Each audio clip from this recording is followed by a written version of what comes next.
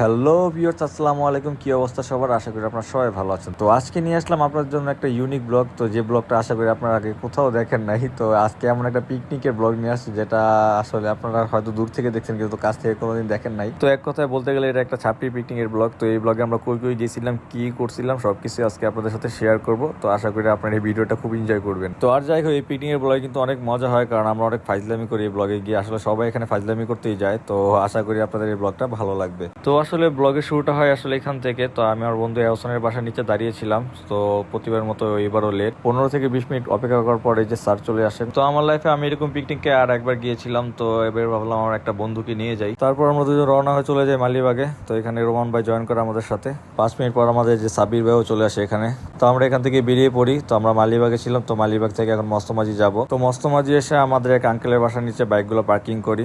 তো এখান থেকে আমরা বেরিয়ে পড়ি এরপর বোর্ডের উদ্দেশ্যে। তো সামনে একটু গিয়ে দেখে আমার খালাতো ভাই ফোনে কথা বলছে।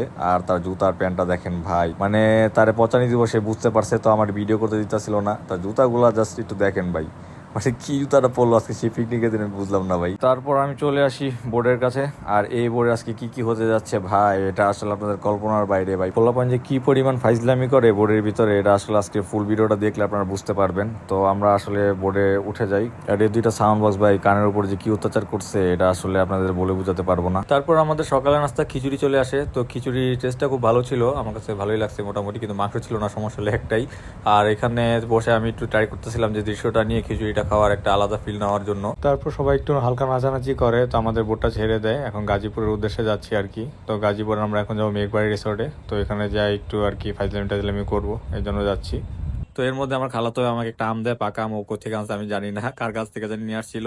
আমগুলো খুব মজা ছিল, মিষ্টি ছিল। তারপর আমরা চলে আসি এখানে গাজীপুরে। তো এখানে একটা রিসোর্টে যাবো আমরা। রিসোর্ট নাকি পার্ক আমার খেয়াল নাই, মেঘবাড়ি রিসোর্টেই মনে হয় এটা।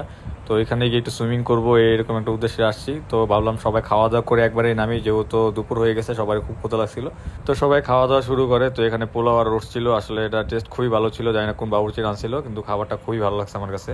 তো খাওয়া দাওয়া শেষ করে বোট থেকে নেমে যাই মেঘবাড়ি রিসোর্টে যাওয়ার জন্য। তো আমরা সবাই যাচ্ছিলাম সেখানে আসলে সুইমিং করতে যাবো আর কি। তো আমরা কয়েকজন এখান থেকে যাচ্ছিলাম মেঘবাড়ি রিসোর্টে হাঁটতে হাঁটতে। তো এখান থেকে আর কি 5 মিনিট লাগে ওইখানে যেতে। তো আমার কাছে গাজীপুরের এই জায়গাটা খুব ভালো লাগে। এর আগে যেহেতু একবার আসছিলাম, আমার কিছু কিছু রাস্তা মনে আছে। আসলে আমার গ্রামীণ পরিবেশ খুব ভালো লাগে। তো এখানে এই যে হাঁটতে হাঁটতে আমরা চলে আসলাম মেঘবাড়ি রিসোর্টের সামনে। তো এখানে রিসোর্টের এন্ট্রি ফি ছিল 100 টাকা, আর হলো সুইমিং এর জন্য 200 টাকা। তো এখানে ভিতরে ঢুকে পড়লাম। এরপরে ভিতরের দৃশ্যটা খুবই সুন্দর ছিল। রিসোর্টের ভিতরে আসলে গাছপালা খুবই সুন্দর, ভালো লাগছে। এবং তাদের সুইমিং পুলটা খুব বড় ছিল, খুব সুন্দর ছিল, আমার কাছে খুব ভালো লাগছে। আর তাদের যে পানিটার কথা কি বলবো, এটা খুবই ভালো ছিল। অন্যান্য সুইমিং পুল থেকে খুবই ভালো পাইছি আমি পানিটা। তারপরে এই গরমে দেরি না করে আমি পানিতে ঝাঁপ দিয়ে দিলাম। আর এই পানিটা যেহেতু খুব ভালো ছিল, খুবই এনজয় করি পানিতে, খুবই লাফালাফি করি। তো আমিও সাজেস্ট করবো আপনাদেরকে, আপনারা যদি গাজীপুর যান অবশ্যই মেঘবাড়ি রিসোর্টে সুইমিং পুলে আপনারা একবার হলেও নামবেন, তাহলে আপনারা বুঝতে পারেন পানিটা কীরকম। আর এখানে দেখেন কিছু হরিণ ছিল, তাই ভাবলাম কিছু হরিণের ভিডিও অ্যাড করে দিই।